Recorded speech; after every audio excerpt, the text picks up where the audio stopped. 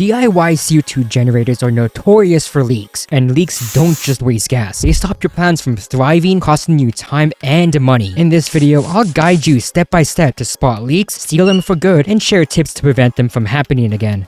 Before you can fix a leak, you need to know exactly where it's coming from. The easiest way to detect leaks is by using a soapy water solution. Simply spray the solution onto all the connection points. If you see bubbles forming, there's your leak. Now let's fix it. Tightening the connections can work, but that's not always the case. For example, this solenoid has a connection that's not well known. When I unscrew it, there's a lot of dirt on the threads that needs to be cleaned. And make sure that this connection is also tight, yeah!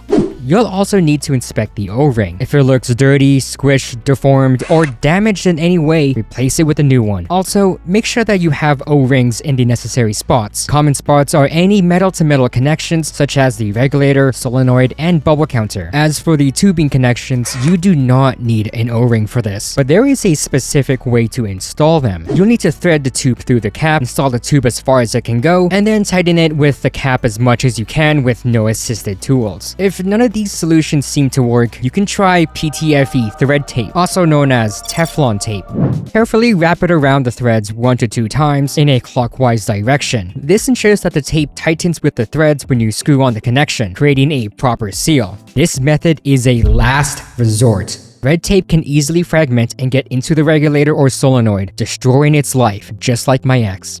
Once we've made the fixes, redo the soapy test again to make sure that the leak is completely sealed. If no bubbles form or get bigger, you're good to go. For now.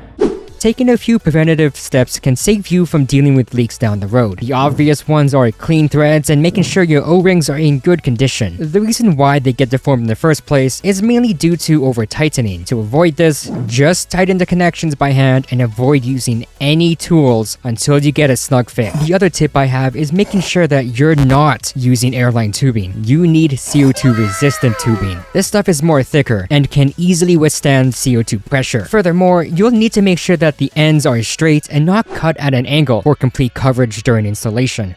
And that's really it. Plain and simple. But in reality, there's a lot more to CO2 injection than simply preventing leaks, and this video right here goes over just that.